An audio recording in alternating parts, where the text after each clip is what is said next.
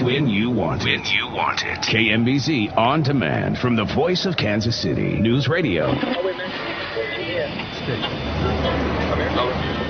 Sandra Day O'Connor, the first woman ever to serve on the High Court, has turned in her letter of resignation, bringing her career on the High Court to an end. Let's go to the White House. Good morning. I have directed my staff to compile information and recommend for my review potential nominees who will faithfully interpret the Constitution and laws of our country. And I believe as Christian citizens of this country that we should be actively involved in this historic moment. And if the church across this country, believers, can come together and take a stand, I think it's going to have a powerful, powerful impact on this process. We dare not sleep through this point of decision because, frankly, future generations depend on us. Pray urgently that God's perfect will be done. We'll be playing our quiz. We are engaged today in what they call culture war. We didn't start it, but we, by His grace, are going to end it. And we should say, yes, we want to reclaim America for Christ.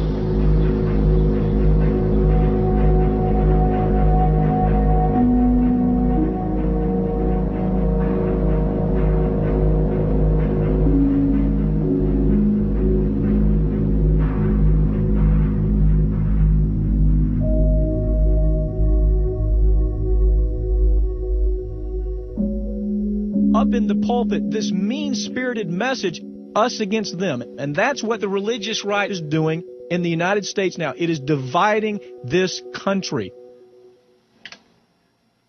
All right, we have Tyree in Hillside, Illinois, listens on WCPT. What do you have on your mind? I'm a Christian. I'm a Bible-believing Christian. Somehow these guys don't jive with the Christianity and what I've learned. I mean, there's an authoritarian kind of way about them, and there's nothing gentle, there's nothing compassionate. To me, there's nothing Christian about them. Yeah. I mean, it's upside down. I mean, yeah, I've been raised a Christian all my life. I think that's probably the thing that upsets me most about what's happening. None of it really makes any sense to me. So there's some new brand of religion out there that somehow things have changed since Matthew wrote about Jesus' Sermon on the Mount, where Jesus told us to be peacemakers. And right now, everything they do, they say they do in the name of God. That we need to go to war in the name of God. They're being told that George Bush, of all people, is a holy man who's been anointed with the job of creating a Christian society, not just in America, but all over the world. You and I know that's bull. There's this entanglement of politics with religion. What kind of lesson is that for our children?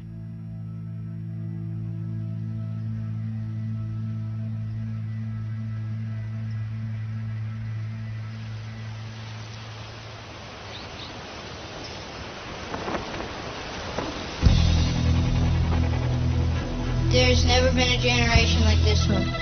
The earth is filled with the dead and dying, in spirit and in body. But now is the time for the glory of the Lord to cover the earth as the water covers the seas. Now is the time. We prophesy to these dry bones, arise. Now is the time. Speak the word of the Lord.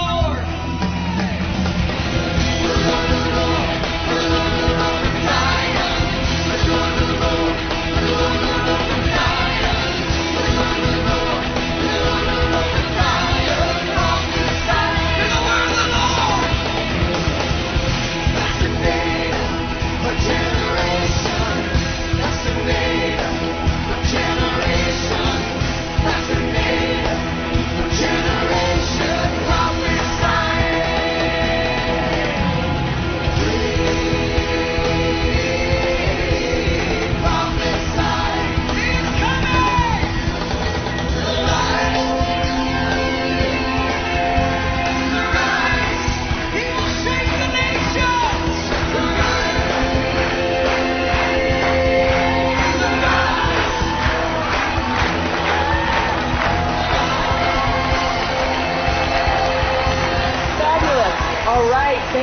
coming. That is great. Wow. I have no idea how many people are here today. I'm told the auditorium will hold about 500. So we're doing pretty good, aren't we? Okay, listen. Moms and dads, I want to tell you about some of the things we have in the bookstore.